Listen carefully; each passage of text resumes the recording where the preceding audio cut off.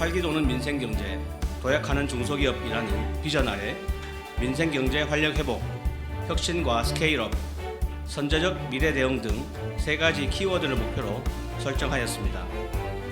민생경제를 안정시키고 혁신과 스케일업으로 중소기업과 소상공인의 도약을 지원하며 환경 변화에 발빠른 대응으로 미래 도약을 준비하는 데 집중하고자 합니다.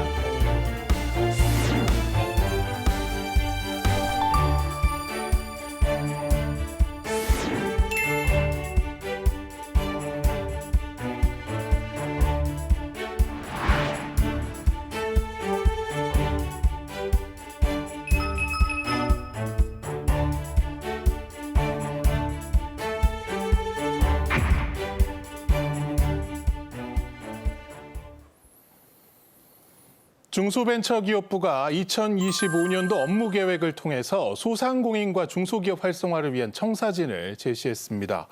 대내외 경제 불확실성이 지속되는 가운데 민생경제 활력 회복 그리고 혁신과 스케일업, 선제적 미래 대응이라는 3대 목표를 중심으로 다양한 방안들이 나왔는데요. 오늘 관련 내용 김성섭 중소벤처기업부 차관과 이야기 나눠보겠습니다. 어서 오십시오. 안녕하세요. 예. 업무 계획 발표가 지난달 8일에 있었습니다. 그 정책 분야별로 주요 핵심 과제 살펴보기에 앞서서 일단은 대내외 여건이 상당히 좀 불확실한 상황인데 여기에 어떤 식으로 대응할지 전체적인 방향성을 좀 짚어주실 수 있을까요? 네, 최근 거시경제를 좀 보면은 물가가 조금 안정 국면에 있고 수출도 조금씩 회복세를 보이고 있어서 다행스럽습니다만은 그간에 계속 진행돼 왔던 고금리, 고물가 그리고 최근에 이제 고환율 이런 것이 겹쳐져서 많이 어려움을 겪고 있고 특히 이제 내수가 계속적으로 좀 침체 국면을 벗어나지 못하고 있습니다. 그래서 이 중소기업들의 경영 여건은 참 전례 없이 아마 힘든 상황인 것 같은데요. 여기다가 더해서 뭐 에너지 요금이라든지 그다음에 공공요금, 그다음에 택배 배달비 같은 고정 비용도 상당히 많이 증가하고 있어서 중소기업들이 피부로 느끼는 그 어려움은 정말 큰 것 같습니다. 거기다가 최근에 이제 트럼프 2기 행정부가 출범을 했는데요. 이른바 이제 관세 전쟁, 최근에 이제 많은 뉴스를 통해서 저희가 알게 되었습니다만은 관세 전쟁 등으로 대표되는 보호무역 기조 이런 것들 때문에 국제적인 정세도 상당히 계속 불확실성이 계속되지 않을까 생각을 하고 있습니다. 거기다가 AI라든지 기후테크, 신산업 이런 디지털 이런 쪽에 신산업 쪽에 여러 가지 변화가 상당히 빠르게 전개되고 있고 또 저희가 지금 직면하고 있는 인구 감소 추세. 특히 이제 올해부터는 아마 우리나라도 초고령 사회로 진입할 것이라는 전망이 있습니다. 이렇게 되게 되면은 이제 전반적으로 총 수요가 좀 많이 감소할 것으로 보이고 특히 중소기업 현장에서는 이제 CEO들이 고령화되고 있고 또 현장 인력도 많이 이제 부족한 상황, 이런 것들이 겹쳐져서 많은 어려움이 이제 예상이 됩니다. 저희 중기부는 이제 이러한 환경 변화에 이제 신속하게 대응하기 위해서 먼저 가장 힘든 민생 경제를 조속히 선제적으로 안정시키는 데 총력을 좀 기울이고요. 그리고 중소기업들은 이제 혁신과 스케일업 을 통해서 스타트업이 계속해서 성장해 나가는 그런 발판을 좀 만들어드리고 또 좀 불확실합니다만은 이제 미래를 위해서 선제적으로 대응할 수 있는 그런 다양한 지원책을 지금 마련하는데 저희 집중하고 있습니다. 예, 우리나라는 사실 뭐 수출로 먹고 산다고 해도 과언이 아닐 것 같습니다. 그런데 말씀해 주신 것처럼 미국 신행정부 출범 이후에 관세 전쟁, 일단은 첫 타겟이 캐나다, 멕시코, 중국이 됐는데 그렇습니다. 수출 환경이 상당히 급변하고 있습니다. 중기부 차원에서 좀 대응책들 마련하고 계신가요? 사실은 지금 환율이 지금 1,400원대 후반을 기록하고 있는데 이게 제 기억으로는 이제 2009년 그 글로벌 금융위기 이후로는 처음으로 알고 있습니다. 이렇게 환율이 갑자기 이제 급등하고 있고 또 트럼프 2기 행정부 출범과 함께 이제 글로벌 공급망 재편도 예상이 되고 있습니다. 저희 그래서 이제 이런 부분들을 저희가 이제 좀 선제적으로 대응하기 위해서는 이제 아무래도 기업들이 이제 해외 진출을 좀 강화시켜야 되겠다 이렇게 생각을 하고 있습니다. 특히 저희 중기부에서는 이제 중소기업들이 해외 법인을 설립하거나 해외 공장을 설립할 때도 정책 자금을 지원하도록 올해부터 개선을 했고요. 그리고 그 해외 진출하는 중소기업을 도와주는 진출 거점인 글로벌 비즈니스 센터를 올해 1개소를 더 추가할 계획입니다.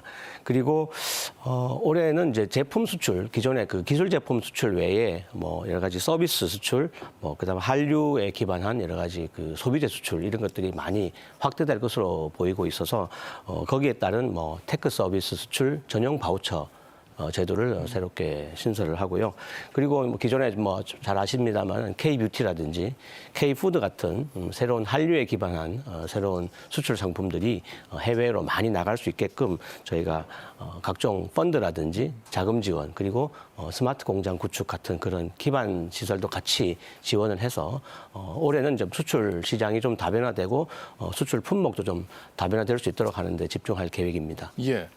그 이제 고금리, 고물가에 이제 고환율까지 삼중고가 이어지는데 그렇습니다. 고환율은 특히 이제 수출입 기업 입장에서는 대금 결제라든가 이런 부담이 상당히 커지기 맞습니다. 때문에 여러모로 어려운 상황입니다. 이에 대한 지원책도 있을까요? 사실은 환율이라고 하는 거는 이제 안정적이면 사실은 문제가 안 되는데요. 이게 이제 단기간에 급등하거나 급락하거나 변동성이 커지게 되면 이제 중소기업들이 이제 경영 전략 수립하는데 상당히 애를 많이 먹습니다. 저희도 이렇게 조사를 많이 해보니까 주로 이제 원자재 수출 수입 기업이나 그다음에 수출 기업들 그리고 해외에 나가 있는 해외 진출 기업들 위주로 지금 많이 어려움이 큰 것으로 지금 조사되고 있습니다. 저희가 이렇게 그 고환율로 피해를 입는 중소기업들의 조속한 경영 안정 이걸 이제 집중적으로 지원할 수 있도록 우선에는 이제 환율 충격을 좀 최소화할 수 있도록 긴급 자금을 저희가 좀 마련했고요. 그다음에 긴급한 신용 보증 같은 걸 통해서 한 5,500억 정도의 긴급 자금을 먼저 지원을 해드리고요. 그리고 저희가 가지고 있는 정책 수단 중에 이제 수출 바우처라는 게 있습니다. 이 수출 바우처를 통해서 1,000만 원 한도 내에서 환 변동 보험이라든지 그다음에 그 단기 수출 보험 같은 것을 가입할 수 있도록 저희가 도와드리고요.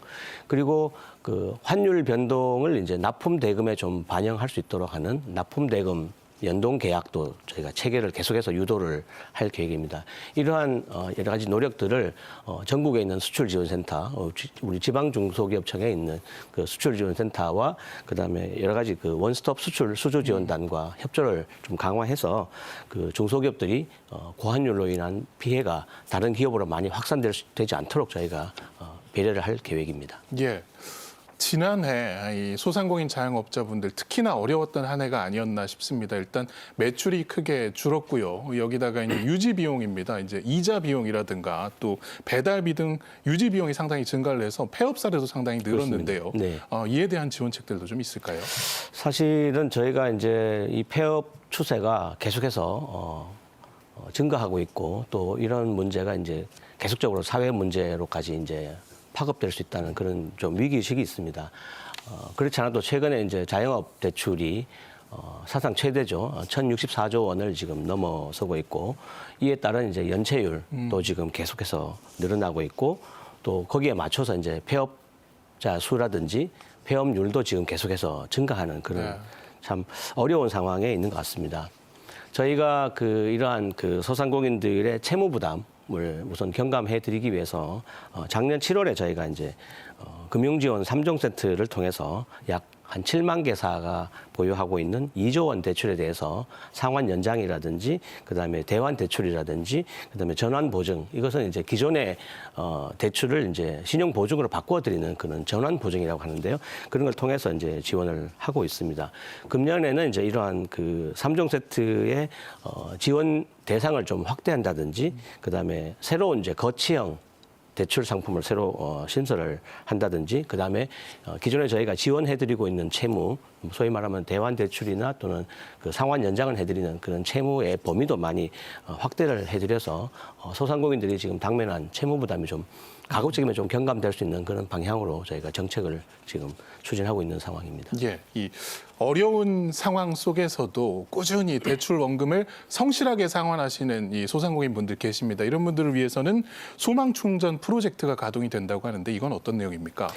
저희가 이제 소망 충전 프로젝트라고 이름을 지었는데요. 정책 사각지대에 놓여 있는 이제 소상공인들의 희망을 좀 충전해드리자. 좀 용기를 좀 불어넣어 드리자라는 그런 취지로 저희가 이 용어를 만들었고요. 기본적인 내용은 이제 대출 원금을 좀 성실하게 상환하는 소상공인들에 대해서는 이제 좀 우대를 해드리자 이런 내용이 되겠습니다. 우선은 저희가 지금 시행하고 있는 좀 전에 말씀드렸던 그 금융 지원 3종 세트, 대환 대출, 그다음에 상환 연장 이런 걸 통해서 지원을 받고 있던 소상공인들이 이제 자금을 성실하게 지금 상환을 하면은 뭐 적어도 3개월 이상 정도 자금을 성실하게 상환할 경우에는 이제 저희가 가지고 있는 제도전 특별 자금 같은 정책 자금을 추가로 좀 지원을 해드리고요. 그리고 신용 취약계층의 소상공인들에 대해서는 이제 금리를 좀 더 낮춰드리는 금리 인하 제도도 같이 시행을 하는 내용이 이제 주된 내용이 되겠습니다. 이런 이제 소망 충전 프로젝트들이 이제 좀 더 전국에 있는 많은 소상공인들에게 혜택을 갈 수 있도록 저희가 지금 그 전국에 소진공 지역센터에 지금 채무조정센터를 한 30개 정도 지금 운영할 계획인데 그 채무조정센터에 이제 오시면은 이제 여러 가지 채무 상담과 함께 이러한 지원책도 같이 안내받고 도움받을 수 있는 그런 기회가 될 것으로 보입니다. 저희가 이렇게 그 센터를 통해서 좀 체계적으로 좀 이분들의 채무부담 경감도 같이 지원할 생각을 가지고 있습니다. 예, 그 채무부담 경감, 상환부담을 통해서 여러모로 이제 비용이 줄어드는 것도 중요합니다만 궁극적으로는 매출이 늘어나는 것이 이분들에게는 그렇죠. 가장 예, 중요한 문제인 맞습니다. 것 같습니다. 결국은 내수가 활성화돼야 되는 문제인데 이를 위한 대책도 좀 소개해 주시죠. 저희가 사실은 이제 소상공인들의 이제 매출을 증가시키는 방법으로 저희가 많이 이제 활용하는 게 바로 온누리 상품권입니다. 사실은 뭐 여러 가지 그 소상공인들이 이제 새로운 경영을 혁신하고 새로운 제품을 개발하고 하더라도 이 팔리지 않으면 안 되는데 이 수요 기반을 좀 저희가 확충해 드리는 방법으로 온누리 상품권을 이제 금년에는 사상 최대로 5조 5천억 정도 발행할 계획입니다. 이렇게 되면 이제 전국에 있는 전통시장과 그다음에 골목 상권에 계시는 이제 소상공인들이 많이 혜택을 받을 수 있을 것 같고요. 특히 이제 금년에는 이제 그 온누리 상품권 사용이 가능한 골목형 상점가를 지금 한 300개소 정도가 있는데 이걸 200개소 정도 더 늘려가지고 많은 소상공인들이 제 추산으로는 뭐 한 2, 3만 개 정도 소상공인들이 좀 더 이제 그 온누리 상품권 사용이 가능하도록 저희가 해드릴 생각이고요. 그리고 이번 설명절 기간 중에 지금 시행하고 있는 중입니다만은 그 온누리 상품권 특별 할인 판매가 있습니다. 특히 디지털 상품권에 관해서는 이제 15% 구매 할인을 먼저 선 적용해드리고 그다음에 사용할 경우에는 이제 15% 추가 환급해드리는 행사 그리고 5%의 이제 그 쿠폰도 같이 발행을 해서 총 한 35% 정도의 싼 가격으로 이제 소상공인들이 판매하는 제품이나 또는 서비스를 구매할 수 있도록 하는 그런 특별 할인 판매도 지금 시행하고 있습니다. 상당히 지금 인기가 좋아서 최근에는 뭐 관련되는 앱이 지금 뭐 중단되는 사태도 벌어졌다고 하는데요. 그 정도로 지금 많은 국민들이 많이 사주시고 계십니다. 그리고 저희가 그 매년 이제 동행축제를 지금 한 2-3번 정도 개최를 하는데요. 금년에는 이제 지금 침체된 내수 상태가 너무 지금 안 좋기 때문에 상반기에 한 2번 정도 더 할 계획입니다. 특히 3월에는 이제 새로운 학기가 또 시작이 되기 때문에 그 우리 청소년들 또 젊은 층들의 새로운 학기에 대비해서 그 주로 온라인 채널 중심으로 동행축제를 먼저 개최를 해서 소비 분위기를 좀 진작시키는 거 시행을 하고 5월에는 이제 저희가 대규모로 이제 그 봄 동행축제를 또 대규모로 개최를 해서 한 2만 개 이상 소상공인 중소기업들이 자기 제품을 이제 판매할 수 있는 그런 기회를 드리고자 합니다. 예.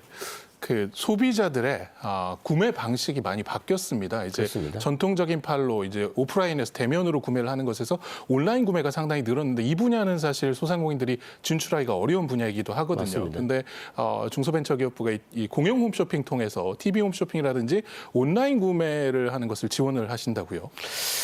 사실은 이제 우리 많은 소비자들의 그 구매 방식이 많이 바뀌고 있죠. 그래서 이제 대부분 다 이제 오프라인보다는 이제 온라인에서 구매를 많이 하는 패턴으로 바뀌고 있고 그러다 보니까 이제 소상공인들도 이제는 가게에 앉아서 이렇게 손님을 맞이하는 그런 방식보다는 보다 적극적으로 온라인 시장에 진출하는 게 좀 필요해 보이지 않나 저렇게 생각을 하고 있습니다. 우선 뭐 저희가 가지고 있는 그 온라인 채널 중에서 가장 이제 인기가 좋은 것이 바로 공용 홈쇼핑입니다. TV 홈쇼핑인데 이 공용 홈쇼핑에 TV 홈쇼핑이나 그다음에 온라인 몰, 그다음에 라이브 커머스를 통해서 한 9천억 정도의 소상공인 중소기업 제품을 이제 저희가 판매를 지원할 계획이고, 특히 이제 그 공용 홈쇼핑의 방송 편성에서도 소상공인 제품을 이제 좀 더 우대를 하거나 편성 비중도 소상공인에게는 이제 한 30% 이상 저희가 배정을 할 생각입니다. 그리고 월 1회 이상은 이제 무조건 그 라이브 커머스로 하는 부분, 그다음에 소상공인 몰 내에 함께하는 가게 같은 이제 전용 채널도 같이 이제 운영을 할 계획입니다. 그리고 이와 더불어서 이제 소상공인들의 이제 온라인 시장 진출을 좀 더 활성화하기 위해서 국내에 이제 탑 수준에 있는 그 플랫폼들과 협업을 해서 이들 통해서 온라인 세일즈 패키지 프로그램을 이제 소상공인 한 3,000개사 정도 대상으로 제공할 생각입니다. 이것은 이제 그 내가 갖고 있는 제품이나 그 서비스가 이제 브랜드화 될 수 있도록 하는 그런 부분인데, 잘 아시다시피 이제 우리나라는 이제 온라인 시장이 많이 활성화되어 있고, 또 그중에는 이제 탑 수준 많은 국민들이 이제 그 선호하시는 그런 플랫폼들이 있습니다. 네. 그런 플랫폼들을 저희가 우량 플랫폼들을 선정을 해서 그들과 함께 이제 1대1 매칭을 해서 그 플랫폼을 통해서 이제 자기 온라인 그 방식으로 소상공인들이 제품을 홍보하거나 팔 수 있는 그런 기회를 제공하는 그 탑스 프로그램 같은 것도 올해 새롭게 시행할 계획입니다. 예. 그 앞서서 지난해 폐업이 크게 늘었다는 이야기 좀 나눴습니다. 근데 폐업도 사실 쉽지가 않습니다. 폐업 그렇습니다. 자체에도 돈이 들고, 폐업 이후에도 이제 휴직이, 그리고 이후에 재창업하는데도 여러모로 돈이 많이 듭니다. 근데 이제 중소벤처기업부가 각 시기별로 이 맞춤형 지원을 하고 계시더라고요. 소개를 좀 해주시죠. 우선은 저희가 뭐 작년에 뭐 발표를 했습니다만 이제 새 출발 희망 프로젝트죠. 여기를 통해서 이제 재기를 도와드리는 그런 사업이 되겠습니다.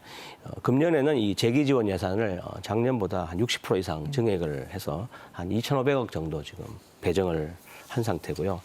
대표적으로는 이제 그 폐업을 하시는 우리 소상공인들의 이제 점포 철거비를 작년에는 한 250만 원 정도밖에 못 드렸는데, 올해는 이제 점포 철거비를 한 400만 원까지 드릴 생각이고, 그리고 이제 소상공인들이 폐업을 하시고 이제 다른 임금 근로자로 좀 전환을 하시는 분들을 위해서 고용부의 국민취업지원제도와 연계를 해서 맞춤형 취업교육, 그리고 교육을 받으시는 분들에게는 또 추가로 한 1,000만 원 이내의 수당도 같이 지급을 해드려서 소상공인들이 이제 폐업을 하시고 좀 더 여건이 좋은 임금 근로자로 좀 전환될 수 있도록 저희가 지원할 계획입니다. 그렇지만은 이제 그래도 여전히 한번 창업을 해보겠다, 사업을 해보겠다라고 희망하시는 분들께는 저희가 사업 계획을 좀 진단을 해드리고, 그다음에 1대1로 전문가를 좀 매칭을 해서 사업화 자금도 한 2천만 원까지 추가로 좀 들여서 준비된 창업이 좀 될 수 있게끔 하는 것도 지금 생각을 하고 있습니다. 그리고 폐업을 하시는 분들이 이제 폐업을 하고 나면 그 갑자기 이제 줄어든 소득을 이제 그 메꾸기 위해서 활용하는 제도가 바로 노란우산공제가 있고, 또 고용보험, 실업보험 제도가 있죠. 그렇지만은 이제 자영업자들은 사실은 이제 그 고용보험에 가입하기가 쉽지는 않습니다. 원래는 대상이 아니기 때문에. 그렇지만 저희가 이제 고용부하고 협업을 해서 그 자영업자들을 대상으로 하는 그 고용보험료를 따로 이제 한 5년간 드리는 제도를 저희가 운영하고 있습니다. 이 부분도 좀 예산을 확대를 해서 나중에 자영업자들도 폐업을 했을 때 그 일반 근로자와 동일하게 그 실업보험을 받을 수 있게끔 해드리는 그런 게 있고, 그 다음에 이제 노란우산공제도 사실은 이제 많이 가입을 하고 계십니다만은 이제 그분들이 내시는 그 공제 부금에 대한 소득 공제 한도도 좀 많이 높여서 실제 이 두 제도가 정말 자영업자들의 진짜 그 경영 안전망, 사회 안전망 형태로 잘 기능할 수 있도록 저희가 할 계획을 가지고 있습니다. 예. 주제 바꿔서 AI 이야기 좀 해보겠습니다. 네. 그 전 세계적으로 AI 열풍이 거셉니다. 그 챗GPT 이후에 그 뭐 5% 수준의 투입만으로 비슷한 수준을 그렇죠. 낸다는 딥시크까지 열풍이 일고 있는데, 중소기업이 사실 이러한 흐름을 따라가기가 쉽지가 않습니다. 중소벤처기업부가 이런 부분은 어떻게 좀 도울 수 있을까요? 사실은 이제 AI는 그동안에 이제 초거대 AI, 그다음에 생성형 AI부터 최근에는 이제 에이전트, 그다음에 로보틱스 같은 온 디바이스 AI까지 지금 확대되고 있는 추세입니다. 저도 지난 1월 달에 이제 미국 CES를 방문을 해서 보니까 추세가 이제는 이제 물론 뭐 생성형 AI도 있지만은 이제 온 디바이스 AI, 소위 말하면 이제 여러 가지 뭐 로봇 같은 그런 장치에 AI가 탑재가 돼서 예. 정말 우리가 생각하는, 우리가 예전에 그 공상과학 영화나 만화에서 봤던 그런 것들이 이제 실현되지 않나 그렇게 생각을 하고 있습니다. 특히 이제 최근에 이제 딥시크, 중국의 스타트업 딥시크가 이제 적은 비용으로, 우리 말씀 주신 것처럼 적은 비용으로 이제 고성능 AI를 지금 구현을 해갖고 상당히 많은 이제 관심을 불러일으키고 있습니다. 저희는 사실은 이러한 추세가 우리 중소기업도 또는 스타트업들에게는 새로운 기회라고 생각을 합니다. 사실은 그 투자 역량이 좀 부족하고 또 기술은 상당히 좋지만은 그런 한계점에 있었던 스타트업들이 이제 새로운 방식으로 AI를 이제 모델을 개발할 수 있는 그런 기회나 가능성이 열렸다는 것에 대해서 저는 상당히 고무적으로 생각하고 있고, 저희도 이런 스타트업들이 새로운 AI 시장에 새로운 기회를 스타트업들이 가질 수 있도록 많은 정책적인 지원 방안을 지금 강구 중에 있습니다.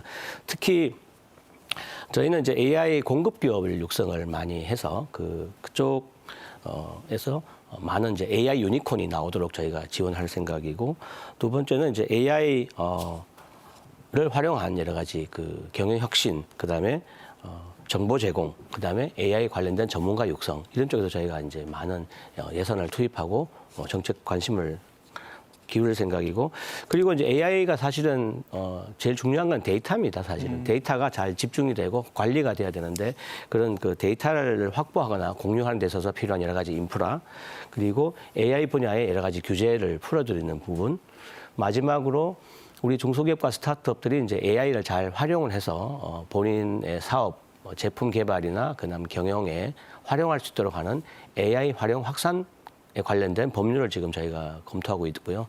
조만간 이 법률을 저희가 제정을 해서 중소기업들이 당면한 정말 AI 충격이라고 하죠. 이런데 좀 능동적으로 대응할 수 있도록 하는 여러 가지 지원 방안을 지금 강구 중에 있습니다. 예, 온 디바이스 AI 이야기를 해주셨는데 실제로 AI와 시너지를 낼 수 있는 대표적인 분야가 이제 로봇인 것 같기도 그렇습니다. 하고요. 그다음에 바이오도 상당히 유망한 분야입니다. 이렇게 신산업들이 미래 먹을거리로 이제 각광받고 있는 시기, 신산업 육성을 위한 중기부의 지원책도 궁금합니다.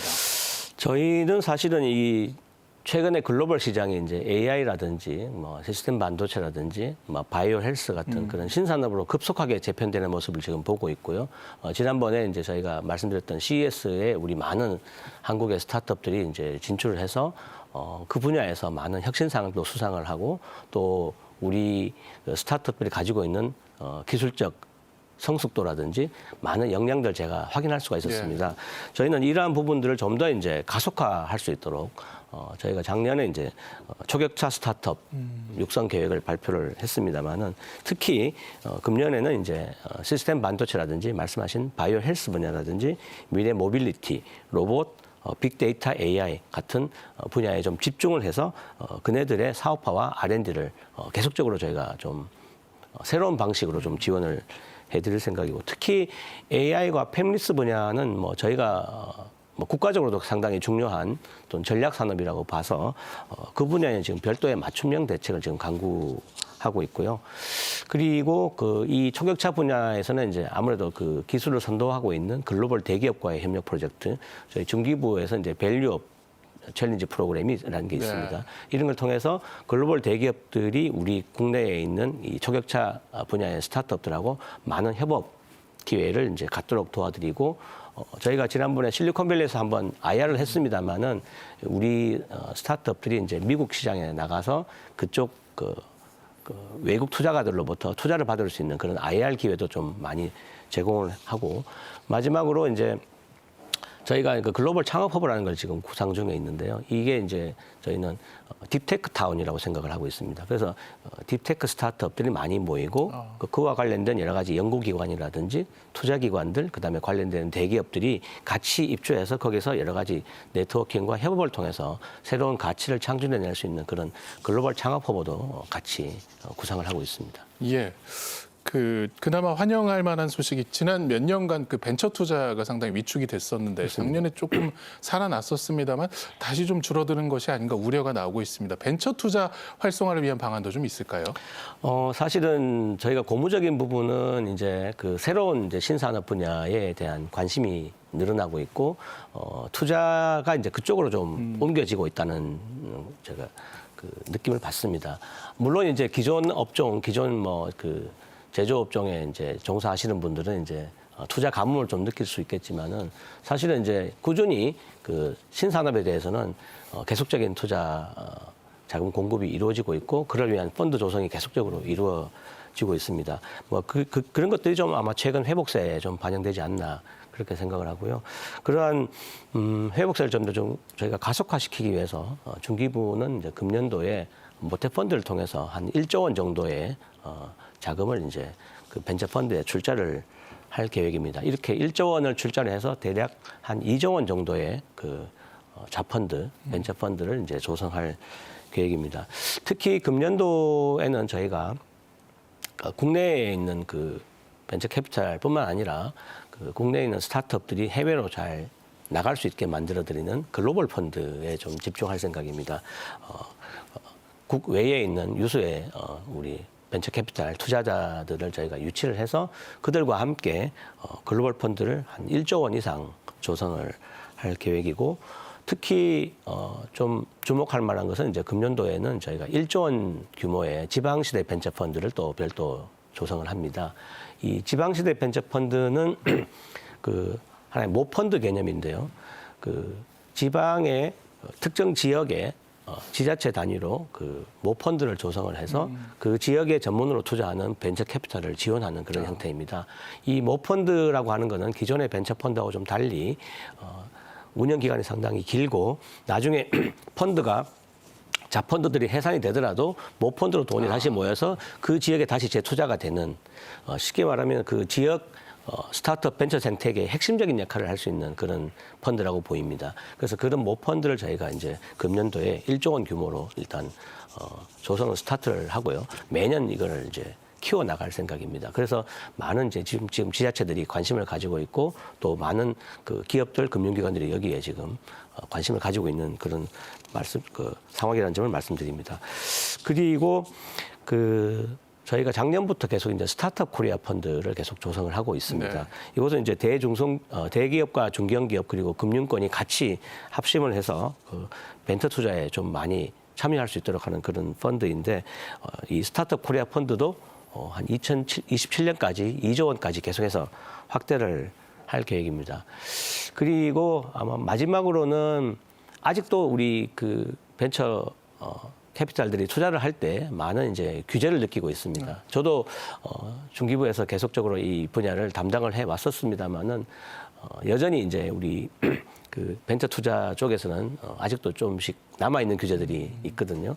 그런 부분들을 과감하게 개선할 계획인데 특히 투자 의무 대상 소위 말하는 벤처 캐피탈이 자기가 모은 돈을 가지고 의무적으로 투자해야 되는 부분이 좀 정해져 있습니다. 예. 법률에 정해져 있는데 지금까지는 이제 주로 창업기업이라든지 벤처기업 같은 데 좀 약간 집중돼 있고 좀 한정적으로 돼 있는 부분을 앞으로는 이제 중소기업까지 대폭적으로 확대를 해서 많은 중소기업들이 이 벤처 캐피탈의 투자 수혜를 받을 수 있게끔 해드리는 동시에 벤처 캐피탈도 특별한 규제 없이 이제 자유롭게 투자할 수 있는 그런 환경을 만들어 드리는 것, 그런 거. 그 다음에 이제 저희가 펀드를 만들게 되면 펀드별로 또 이제 투자 의무를 얼마 정도 해야 된다는 그런 규정이 있습니다. 예.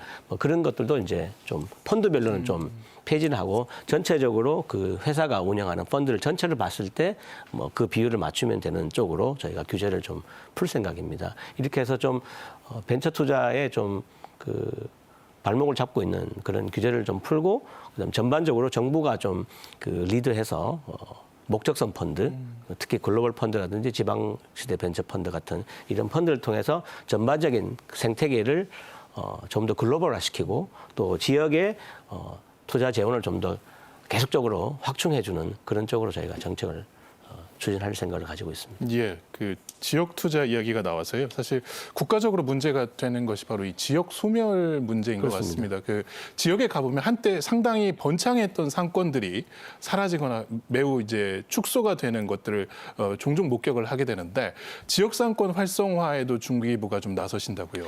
네, 저희가 지금 이 부분은 행정안전부 그다음에 다른 부처와 지금 협업을 통해서 지역 상권을 이렇게 재생을 하거나 또는 활력을 회복하는 그런 사업들을 좀 하고 있습니다만 금년에는 저희가 좀 주목할 만한 것이 바로 글로컬 상권입니다. 이 글로컬 상권이라고 하는 거는 이제 지역에 고유한 그 관광 자원 이것들이 이제 전 세계인들의 그 주목을 받거나 또는 그 전 세계인들이 많이 방문할 수 있는 그런 상권으로 키워드리는 그런 구상인데 그 저희가 작년에는 한 3군데 정도를 선정을 해서 지원을 했습니다만은 금년에는 추가로 한 2곳 정도 더 선정을 해서 저기 한 20억 정도 저희가 투자를 해서 지역 상권 활력 사업을 계속적으로 이제 진행을 할 생각입니다. 그리고 지역에 가보면은 이제 역사가 아주 오래된 전통 시장들이 좀 있습니다. 저희가 100년 시장이라고 하는데 그 적어도 역사가 시장이 개설된 지 100년 이상 된 시장들 중에서 그 지역 상권의 핵심적인 역할을 하고 있는 그런 시장들을 저희가 이제 100년 시장으로 저희가 지정을 해서 지역의 관광 그다음에 여러 가지 뭐 지역 경제 활성화의 랜드마크로 저희가 키워볼 생각을 가지고 있습니다. 그렇게 해서 저희가 이 100년 시장으로 지정이 되면 이제 아마 대규모 저희가 자금이 좀 지원이 돼서 아마 이 100년 시장도 이제 글로컬 상권의 핵심적인 역할을 할 수 있지 않을까 그렇게 기대를 합니다. 그리고 저희가 새롭게 이제 도입하는 제도가 상권 발전 기금이라는 게 있습니다. 실제로 지역에 이제 상권들 가보면은 이제 그 상권을 형성하는 그 주체들이 많이 있습니다. 뭐 물론 상인들이 이제 중심이 됩니다만 이 상인들이 기본적으로 가지고 있는 아이디어만 가지고는 이제 상권을 발전시킬 수가 없기 때문에 민간 상권 전문가들이 이제 같이 조인을 해서 그분들이 여러 가지 아이디어를 내고 그 아이디어에 기반한 여러 가지 상권 활성화 사업을 할 수 있게 만드는 민간 주도 상권 활성화 사업의 이제 첫걸음이 바로 상권 그 발전 기금이 되겠습니다. 이 상권 발전 기금을 활용을 해서 좀 전에 말씀드렸던 그 민간 전문가들, 그 저희는 상권 기획자라고 하는데요. 그 상권 기획자들이 같이 조인을 해서 그 상권에 있는 상인들과 그다음에 상권 기획자들이 같이 협업을 해서 상권을 발전시켜 나갈 수 있는 그런 시스템. 그래서 저희가 이제 그런 부분을 고민하고 있고 아까 상권 발전 기금 이외에 이제 또 자체적으로 상권 발전을 목적으로 하는 투자조합도 같이 조성을 합니다. 이 투자조합은 이제 그 외부 투자가들이 좀 투자를 하는 부분이고 또 전문가가 운영을 하면서 그 지역 상권의 발전을 인프라 투자라든지 아니면 개개 그 상인들 또는 상점들에 대한 투자 이런 것들이 같이 이루어져서 좀 상권이 발전할 수 있는 좀 획기적인 계기가 될 수 있도록 해보겠다는 게 저희가 이제 그 민간 주도 상권 활성화 뭐 3종 세트라고 저희가 명칭했는데요. 그런 부분들이 금년에는 좀 본격적으로 아마 지원될 것 같습니다. 예. 시간이 돼서요. 저희 말씀 여기까지만 듣겠습니다. 지금까지 2025년도 중소벤처기업부 업무 계획에 대해서 김성섭 중소벤처기업부 차관과 이야기 나눴습니다. 고맙습니다. 감사합니다.